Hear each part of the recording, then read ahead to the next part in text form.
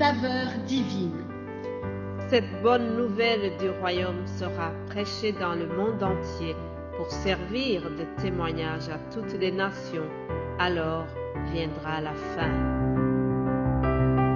Ce pain céleste vous est présenté par Immaculée Niraneza. Shalom, shalom, bien-aimés de Dieu qui écoutent l'émission Saveur Divine. Que la grâce de notre Seigneur soit avec vous. J'espère que vous avez passé un bon week-end. De mon côté, je bénis l'Éternel. Je le remercie parce qu'il m'a gardé, ma famille et moi. Nous sommes en bonne santé et nous louons l'Éternel pour sa bonté. Alléluia. Je vous propose de commencer cette méditation par un psaume comme d'habitude.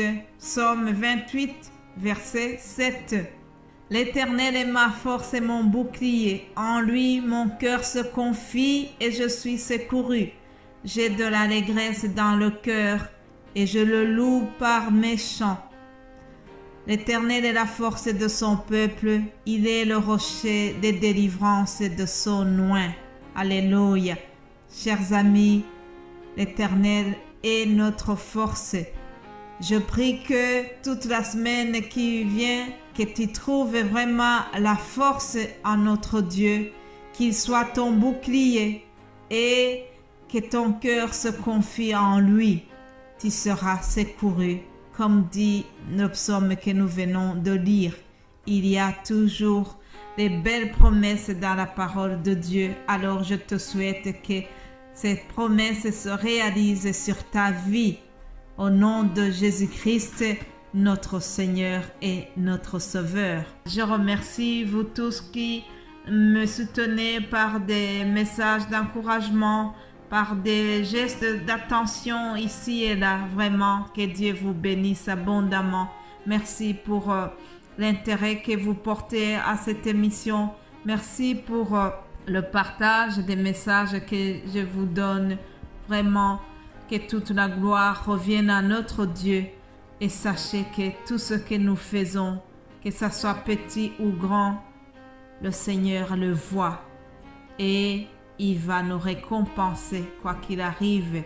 Je le crois et je te demande de le croire aussi. Je ne cesse de rendre grâce pour la saveur divine.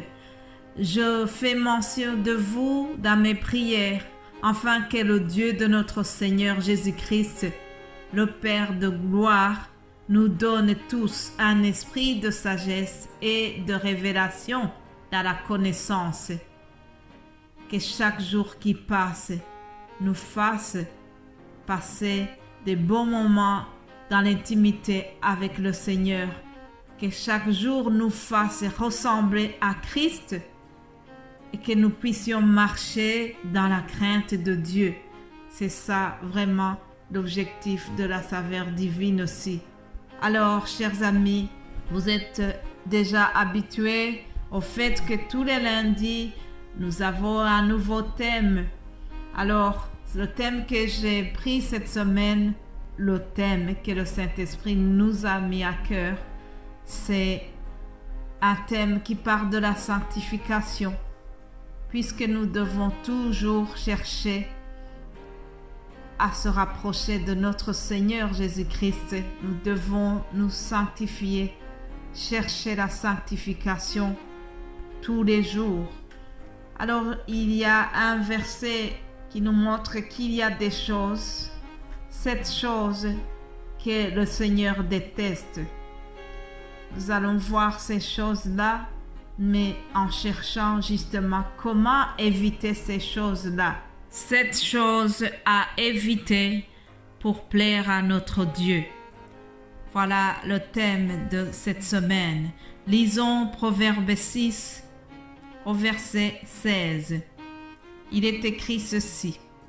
Il y a 6 choses que hait l'Éternel, et même 7 qu'il a en horreur. Ce sont les yeux hautains, la langue menteuse, les mains qui répandent le sang innocent, le cœur qui médite des projets iniques, les pieds qui se hâtent de courir au mal, le faux témoin qui dit des mensonges et celui qui excite les querelles entre frères. Jusqu'ici la lecture. Voilà, chers amis, ce sont 7 choses que nous allons développer pendant cette semaine. Salomon, qui a écrit ce livre des Proverbes, vient de nous donner une liste des choses qui déplaisent à notre Dieu. Il a même utilisé un terme qui est fort. Il a dit que Dieu a horreur de ces choses. Lorsque on dit « j'ai horreur de ça », ça veut dire que je déteste vraiment cette chose à un degré très fort. Alors Dieu déteste aussi les 7 choses que nous venons d'énumérer. Au premier numéro, il y a les yeux hautains. Comment sont les yeux hautains? Les yeux hautains, ce sont des yeux qui voient que du négatif. Ce sont des yeux qui sont tournés vers soi-même. Ils ne reconnaissent pas les œuvres de Dieu.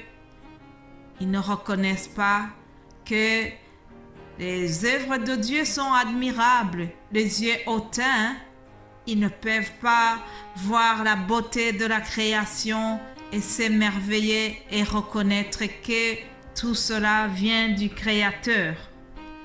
Les yeux hautains ne savent pas vraiment admirer les choses que Dieu a créées. Dans l'évangile selon Matthieu, nous voyons un discours, un enseignement que Jésus a donné en demandant aux gens de ne pas avoir les yeux hautains.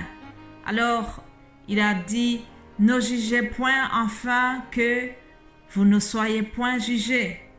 En effet, chers amis, quelqu'un qui a des yeux hautains, il est toujours en train de juger les autres. Il regarde les autres toujours avec un regard négatif, un regard de jugement. Alors, aussi, quelqu'un qui a des yeux hautains, il a plus facile à voir les défauts chez les autres, mais il ne voit pas les défauts qu'il a lui-même. Alors, Jésus-Christ parle de ce genre de personnes en disant pourquoi vois-tu la paille qui est dans l'œil de ton frère et n'aperçois-tu pas la poutre qui est dans ton œil? Ou comment peux-tu dire à ton frère, laisse-moi ôter une paille de ton œil, toi qui as une poutre dans le tien?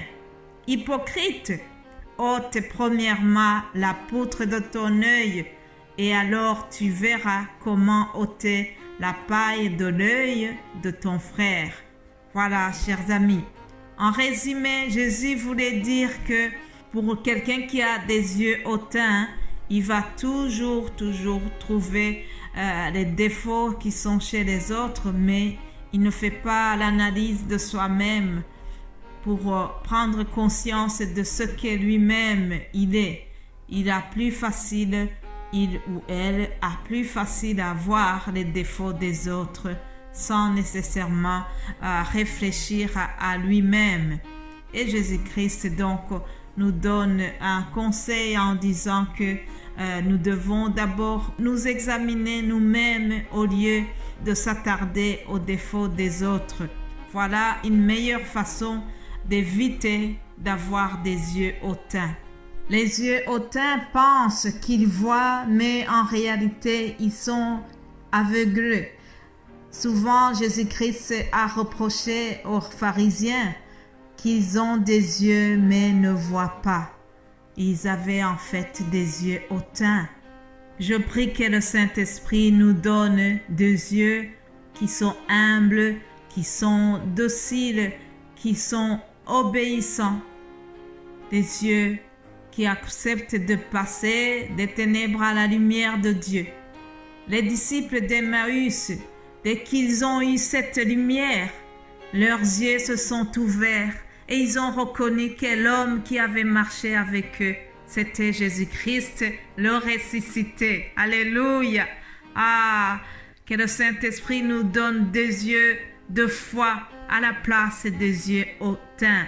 Lorsqu'on a les yeux de foi, on voit des choses que les autres ne voient pas.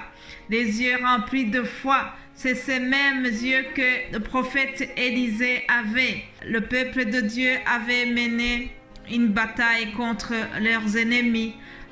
Ils se battaient contre le roi de Syrie, Ben-Hadad. Alors le serviteur d'Élisée a eu trop peur, croyant que leurs ennemis étaient plus armés que l'armée d'Israël.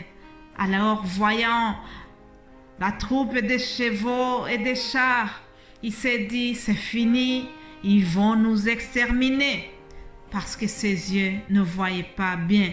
Mes bien-aimés de Dieu, demain, je vais vous lire la suite de cet épisode de comment Élisée a rassuré son serviteur parce qu'Élisée avait les yeux de la foi. Que Dieu nous donne les yeux de la foi, les yeux humbles à la place des yeux hautains. Voilà, nous allons continuer cette méditation demain. Passez une excellente journée. Soyez bénis au nom de Jésus-Christ. Amen. Amen.